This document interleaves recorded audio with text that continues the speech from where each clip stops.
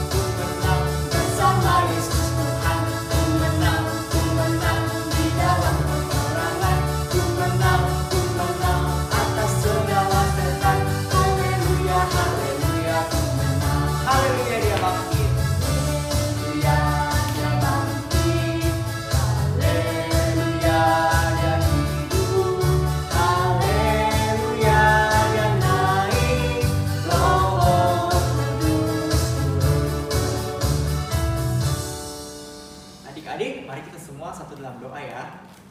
Tuhan Yesus, pada pagi hari ini kami bersyukur kami bisa kembali bertemu bersama dengan Losa di sekolah minggu pada hari ini. Sekalipun kami belum bisa bertemu secara langsung, tapi kami bersyukur bisa bertemu secara virtual, yaitu dengan sekolah minggu online. Kiranya Tuhan berkati sekolah minggu hari ini, mulai dari awal, pertengahan hingga akhirnya. Kiranya Tuhan yang pimpin. Biarlah kami pun dapat menikmati ibadah ini bersama-sama dengan keluarga kami. Dalam nama Tuhan Yesus, kami sudah berdoa dan percaya. Amin. Kita sudah dimerdekakan dari dosa karena Tuhan sudah menebus kita oleh darahnya. Oleh karena itu, kita semua disebut dengan anak-anak pemenang. Nah, maka dari itu, adik-adik undang kembali adik-adik, kita akan sama-sama mengangkat pujian, Aku Seorang Pemenang. Karena kita adalah seorang pemenang di dalam Kristus.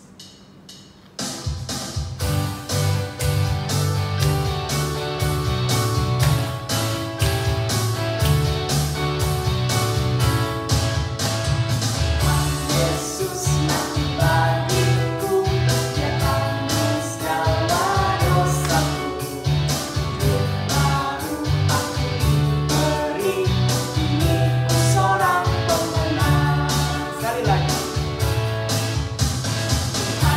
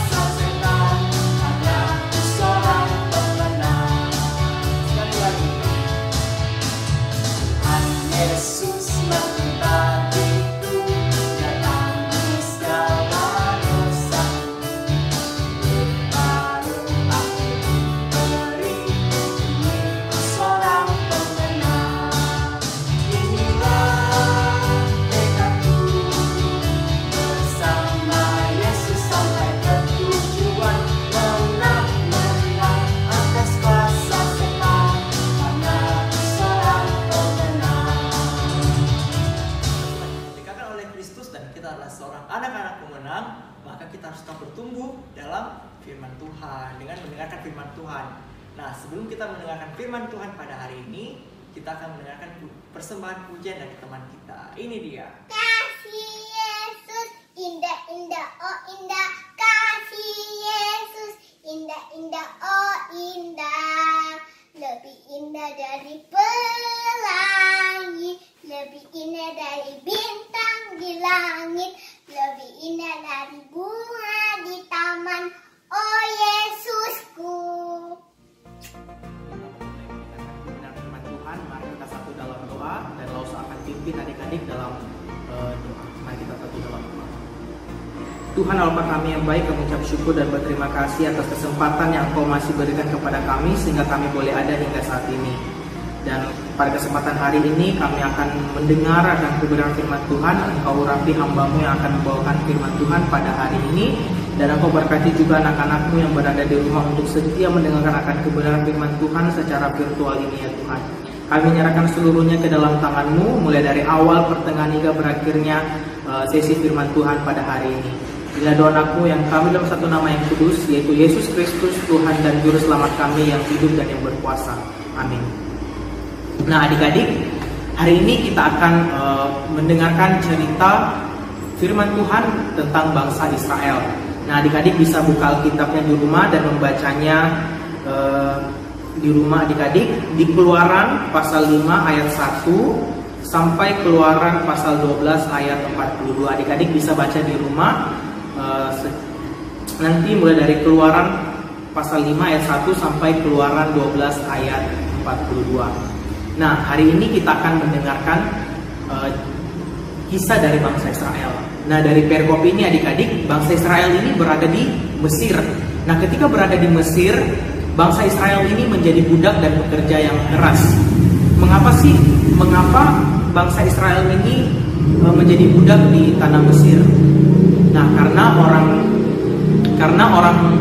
orang Mesir ini tidak suka melihat perkembangan yang begitu pesat yang terjadi di perjumlahan bangsa Israel. Oleh karena itu, bangsa Mesir ini memerintahkan orang-orang Israel untuk mengumpulkan jerami dan membuat bata dari pagi, siang, dan malam secara paksa. Nah, adik-adik, di tengah pekerjaan yang bangsa Israel lakukan, bangsa Israel ini mengalami kelelahan. Nah, di tengah kelelahannya ini, orang-orang Israel ini sempat berpikir bahwa benarkah Allah memperhatikan umatnya? Tentu Allah memperhatikan umatnya. Bahkan Allah mempedulikan bangsanya, sehingga Tuhan mengirimkan dua orang, yaitu Harun dan Musa.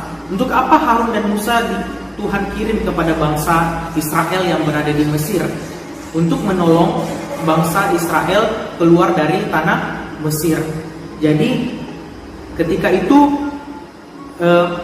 Harun dan Musa ini menghadap kepada Firaun, akan tetapi sifatnya yang Firaun yang begitu keras sehingga Firaun ini tidak mengizinkan bangsa Israel keluar dari tanah Mesir.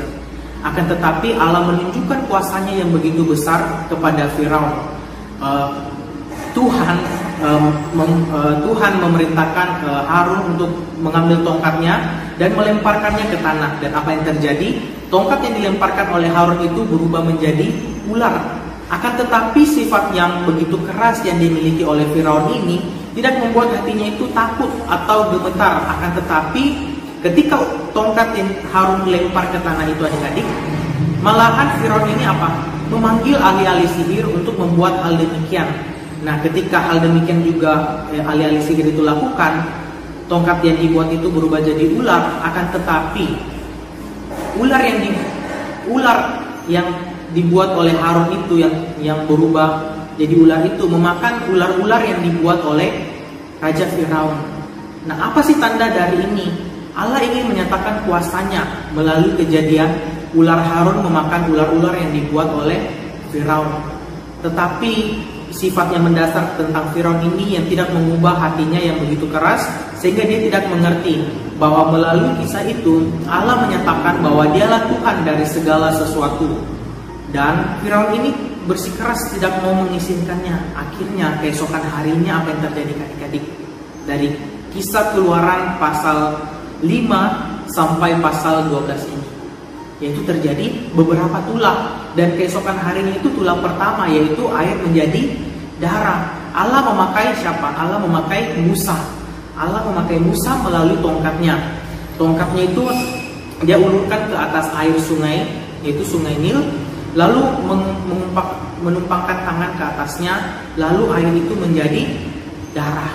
Nah, ketika air itu menjadi darah, otomatis hewan-hewan yang berada di dalam air itu, berada dalam sungai itu mati, sehingga ikan-ikan yang berada di situ membuatnya busuk, baunya itu menjadi bau busuk adik-adik.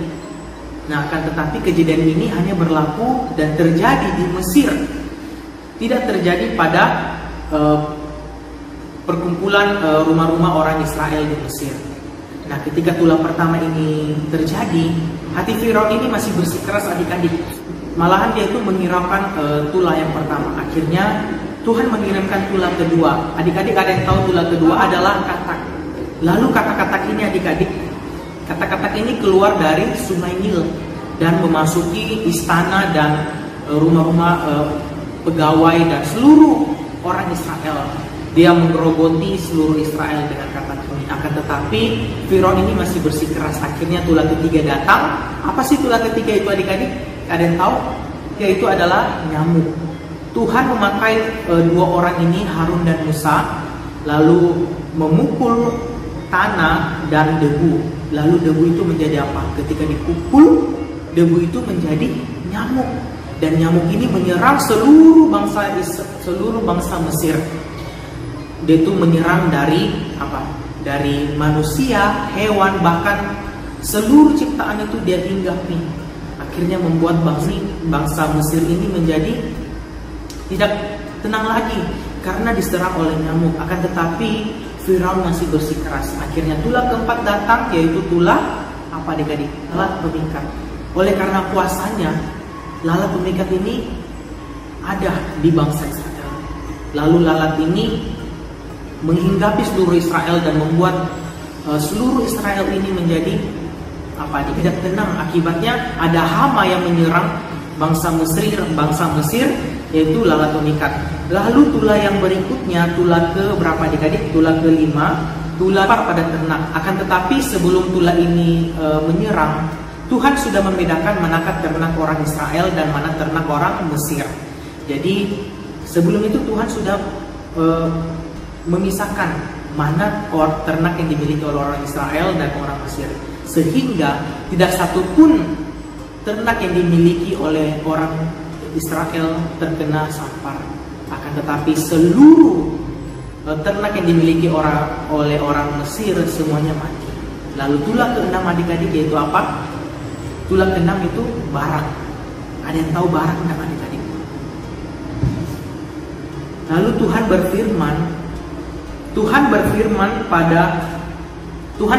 kepada Harun dan Musa, ambillah jelaka dari pelebaran sehingga jelaka itu menjadi Barak yang menutupi Mesir, yang memecahkan sebagai gelombang pada manusia dan hewan. Malahan dihiraukan oleh Firaun. Akhirnya tulah ke-7 adalah hujan es. Nah, hujan es ini meliputi seluruh Mesir. Jadi hujan es ini membuat orang-orang yang berada di padang, yang berada di luar rumah itu mati, dan seluruh tumbuh-tumbuhan itu mati akibat hujan es. Akan tetapi Firaun ini bersikeras tidak mengizinkan bangsa Israel keluar dari Mesir. Akhirnya apa yang terjadi? Tulah ke-8, belalang. Belalang ini banyak sekali adik-adik yang menyerang Mesir sehingga tumbuh-tumbuhan banyak mati. Lalu tulah ke-9 yaitu adalah gelap gulita. Gelap gulita menyerang seluruh Mesir. Akibatnya apa? Akibatnya orang-orang tidak bisa keluar dari rumah, orang-orang tidak bisa bangun dari tempat tidur. Karena apa? Mereka tidak bisa melihat sama sekali. Karena akibatnya kegelapan yang menyelimuti. Kegelapan itu menyelimuti selama 3 hari. Tidak ada orang yang bisa melihat. Tetapi Israel saja yang begitu terang yang bisa melihat. Dan kegelapan selama 3 hari ini hanya dirasakan oleh orang Mesir. Dan tulah ke-10 adalah anak sulung Mesir mati dan orang Israel keluar dari Mesir. Tuhan berfirman pada Israel, sembelilah anak domba atau kambing yang berusia 1 tahun jantan tanpa celah, dan darahnya engkau ambil sedikit dan bubuhkan pada pintu pada rumahmu. Rumah siapa? Rumah orang Israel. Lalu Tuhan memerintahkan dagingnya harus kau makan dengan roti yang tak beragi dan sayur yang pahit. Pada tengah malam Tuhan membunuh anak-anak Mesir dan orang Firaun, dan sampai kepada anak Firaun sampai orang Mesir semua mati. Bahkan hewan pun yang bersifat sulung semua mati. Lalu Israel selamat. Nah adik-adik, dari kejadian ini kita melihat bagaimana kuasa Allah nyata pada orang-orang yang percaya dan mengandalkan Tuhan dalam kehidupannya. Allah menjatuhkan penghakiman kepada mereka yang tidak percaya padanya dan menunjukkan belas kasihan pada mereka yang percaya dan memimpin umat keluar dari perbudakan. Jadi Tuhan menyatakan kasih-Nya yang begitu besar kepada orang yang percaya akan Dia. Nah adik-adik, setelah kejadian ini Firaun apa? Mengizinkan bangsa Israel keluar dari tanah Mesir, sehingga orang Israel dapat menyembah Allah Israel dan membawa beberapa emas, perak dan sebagainya, yang membawa kain domba dan lembu dan sapi. Lalu ketika mereka dalam perjalanan, sebelumnya mereka menyiapkan adonan. Adonan itu dari Mesir, akan tetapi adonan itu dia bentuk menjadi roti yang bulat, lalu mereka bakar. Karena apa adik-adik? Karena mereka akan menempuh perjalanan yang begitu panjang yang melewati padang pasir. Nah, pada kisah hari ini kita melihat bagaimanakah kita harus mempercayai belas kasihan Allah untuk menyertai kehidupan kita. Allah tetap berkarya, tetap menyatakan kasih-Nya kepada kita, walaupun keadaan dunia yang begitu tidak memungkinkan. Kita harus berfokus kepada belas kasihan Allah. Dan pada hari ini, pada minggu ini kita akan ada satu bagian aktivitas di rumah, yaitu menghafal ayat. Adik-adik bisa membuka Mazmur 121 ayat 3 sampai 4. Mazmur 121 ayat 3 sampai 4. Langsung akan bacakan. Ia takkan membiarkan kakimu goyang, penjagamu tidak akan terlelap. Sesungguhnya tidak terlelap dan tidak tertidur penjaga Israel. Jadi adik-adik hafal di rumah Mazmur 21 ayat 3 sampai 4. Nah, adik-adik perlu ingat lagi kembali, langsung tekankan bahwa kita harus mempercayai belas kasihan Allah yang sungguh luar biasa, yang sungguh dahsyat, yang tidak terduga bagi pikiran manusia. Mari kita tutup dalam doa sesi firman Tuhan pada hari ini. Tuhan Allah Bapa kami yang baik, kami ucap syukur dan berterima kasih atas pertolongan-Mu sehingga kami boleh mendengarkan firman Tuhan pada hari ini. Biarlah firman Tuhan yang kami dengar pada hari ini tidak lewat begitu saja, akan tetapi tertanam dalam hati dan pikiran kami, dan kami dapat mempraktekannya dalam kehidupan kami. Bagaimanakah kami mempercayai belas kasihan-Mu, belas kasihan Allah yang sungguh luar biasa, yang sungguh dahsyat, yang mungkin tak terpikirkan oleh pikiran manusia. Kami bersyukur dan berterima kasih mempunyai Allah yang sungguh luar biasa seperti Engkau. Terima kasih Bapa, terima kasih Yesus, terima kasih Roh Kudus. Inilah doa-Mu yang kami dalam satu nama yang kudus, yaitu Yesus Kristus, Tuhan dan Juru Selamat kami, yang hidup dan yang berkuasa. Amin. Mazmur pasal 121 ayat 3 sampai 4. Ia takkan membiarkan kakimu goyah dan penjagamu tidak akan terlelap. Sesungguhnya tidak terlelap dan tertidur penjaga Israel. Nah, adik-adik, kita bersyukur hari ini kita bisa mendengarkan firman Tuhan. Oleh karena itu, sebagai ucapan syukur kita atas penyertaan Tuhan bagi kita, kita akan memberikan persembahan dengan cara adik-adik bisa mentransfer persembahan adik-adik lewat rekening yang ada di bawah ini, atau adik-adik juga bisa transfer persembahan kalian melalui QRIS code dengan cara men-scan barcode yang ada di sini. Dan mari kita angkat pujian Sungai Sukacita.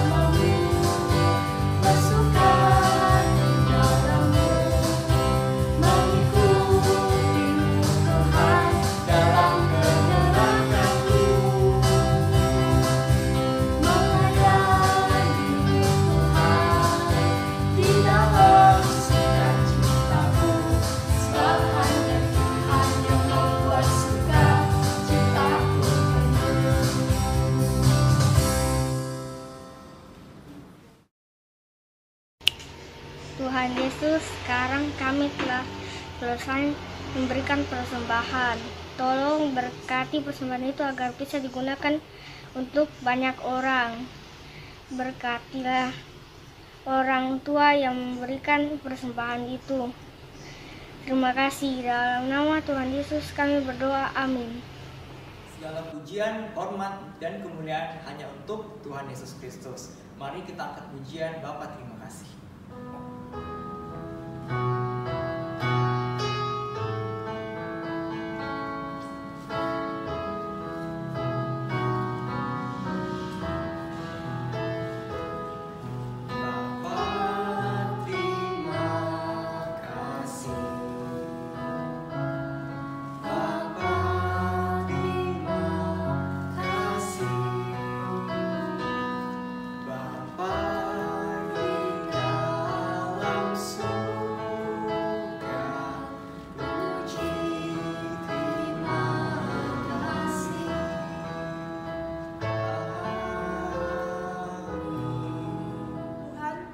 Bersyukur kepadamu, kami boleh memasuki peringatan kemerdekaan Republik Indonesia yang ke-75 tahun. Kami percaya kami boleh berdiri di bumi Indonesia selama 75 tahun di dalam kemerdekaan kami itu semua karena anugerah Allah. Kami berdoa biarlah kiranya Tuhan Allah yang menjadi kepala bagi bangsa kami Indonesia yang berdaulat di dalam kepemerintahan kami Indonesia ini. Engkau juga lah yang memberikan hikmat bijaksana kepada para pemimpin-pemimpin kami agar mereka juga sungguh-sungguh Tuhan mempersembahkan hidup mereka sebagai wakil rakyat untuk memajukan bangsa Indonesia ini. Dan kami bersyukur sebagai anak-anak Tuhan diberikan kepercayaan untuk menikmati kemerdekaan Republik Indonesia ini. Biarlah kami pun juga boleh memberikan dedikasi kami yang tertinggi bagi bangsa Indonesia dengan mempersembahkan hidup kami di dalam segala karunia talenta yang Tuhan percayakan untuk kami boleh bersehati bersama-sama memajukan bangsa ini. Kami berdoa Tuhan, mengucap syukur untuk setiap anak-anak yang Tuhan percayakan menikmati kemerdekaan ini Tuhan. Biarlah mereka juga melaksanakan tanggung jawab mereka sebagai anak-anak, mempersiapkan diri mereka dengan sebaik mungkin untuk menimba ilmu bagi masa depan bangsa kami. Dan kami bersyukur kedua orang tua kami yang menjadi wakil Allah untuk membesarkan setiap anak-anak mereka. Biarlah kiranya Tuhan Allah juga yang memberikan hikmat bijaksana, kesabaran, mendampingi anak-anak baik home learning di rumah mereka masing-masing maupun di dalam pertumbuhan iman rohani mereka. Berkati juga Tuhan usaha pekerjaan kedua orang tua kami, sehingga di masa-masa pandemik ini kami tetap percaya ada rencana Allah yang indah dan tidak menutup berkat-Mu Kau curahkan dalam kehidupan keluarga mereka. Terima kasih Tuhan, kami bersyukur untuk kemerdekaan Indonesia ini, dan terlebih lagi karena Tuhan sudah menebus kami, memerdekakan kami dari hukuman dosa. Terima kasih Bapa. Dalam nama Tuhan kami Yesus Kristus kami berdoa dan mengucap syukur. Amin. Merdeka! Lose senang hari ini kita sudah beribadah bersama-sama di dalam kemerdekaan Hari Merdeka Republik Indonesia yang ke-75 tahun. Adik-adik, bagaimana perasaan kalian sebagai warga negara? Lose berharap kalian tetap bersuka cita. Ya adik-adik, kita bisa beribadah dengan leluasa walaupun hanya secara online di rumah kita masing-masing, tetapi kita masih tetap bisa memuji Tuhan di dalam anugerah kasih Allah. Dan Lose juga mau mengucapkan terima kasih kepada Lose-Lose yang sudah mempersembahkan pelayanan mereka memimpin ibadah pada hari ini kepada Lose Christiansen dan Cici Erika. Mana ya mereka ya? Mana mereka? Ini mereka datang ya. Ting, Lose, tinggi. Terima kasih untuk pelayanan kalian. Tetap semangat ya. Semangat 17 Agustus Merdeka. Wah, Lose-Lose saja walaupun dalam masa-masa pandemi seperti ini mereka tetap semangat untuk melayani Tuhan, tetap setia datang ke sekolah minggu rekaman. Itu semua karena anugerah Allah. Oleh sebab itu Lose-Lose juga dengan Cici Erika mengharapkan adik-adik di rumah juga tetap semangat. Semangat untuk apa Lose? Untuk beribadah dong setiap Beribadah, betul. Dengan apa Lose? Mendengarkan firman Tuhan. Betul, dan tidak lupa mendorong anak-anak untuk melakukan proyek ketaatan, karena itu bekal bagi mereka kelak di masa depan mereka. Hidup menghormati Tuhan, hidup setia dan taat melakukan proyek ketaatan adalah usaha orang tua untuk mendukung anak-anak untuk setia belajar kepada Tuhan. Ya, oke. Sampai ketemu lagi kita minggu depan di dalam acara atau ibadah online sekolah minggu GKY Makassar. Bye bye. 17 Agustus.